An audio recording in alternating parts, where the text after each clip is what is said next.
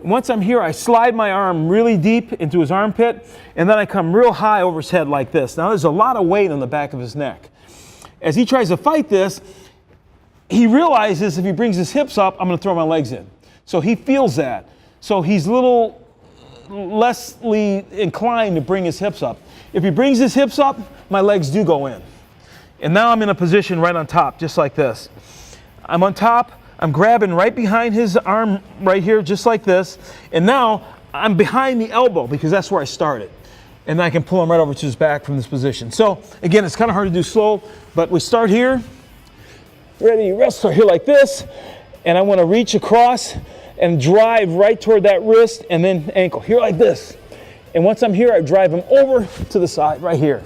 Knee comes in, step over, now my legs are in. And once I'm in this position, I want to catch behind this arm like that. So as he's trying to pull the arm back, I'm shoving right behind it like this. Then I come up over his head, and I grab right in his armpit, just like that. Then I step this leg up, and then I pull this out. As I pull this out, all the weight's on the back of his neck, then I can throw my half here.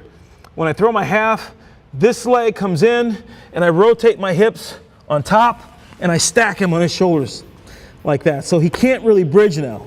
And I'm driving my left hip into his chest, and I can hold him on his back. That's the principal pin I did all through college. And I'd say that's the primary pin I used to get the 47 pins I had in college. So again, one more time. My goal is to stop him from moving. So right after whistle, I hold just like this. I'm holding everything in tight. I come back to the ankle, and then I'm going to drive across here to the wrist. Even if he's moving that wrist, I chase it. I chase it down. So again, if he's moving the wrist, I'm chasing it down here. Once I get it here, I drop everything to where I can drive him over that balance point. I just chest into him like this here. He falls to the mat. I step over, get my leg in. Then I want to control here. So as he's trying to get back to his base, I'm here tight. I'm pushing him forward. And I'll throw both legs in if he brings his hips up. Here, that leg will come in. A lot of good wrestlers will feel that, and they won't bring their hip up because they know I'm trying to get that leg in here. So if he stays there, then I come up here, and I'm driving just on the side. Both knees are squeezing in, and I'm pushing behind his elbow. Now this is kind of uncomfortable when you drill this, but you'll feel it. This is key. I'm in the armpit, and I'm driving all my weight behind the back of his neck. And I can really lean hard here because this is wrestling, you know, you're being tough. So your forearm is a bony part of your forearm here. I mean, everybody's got it. It's like a blade there. I put that right there on the back of his neck. And I can drive real hard on top. So as he's fighting me, I can stop him from fighting by just leaning forward. So let's just say he fights me and drive high like this. You can see the pressure difference. All my weight's there. He wants to get that elbow back. I'm not letting him. And I drive him over to the half.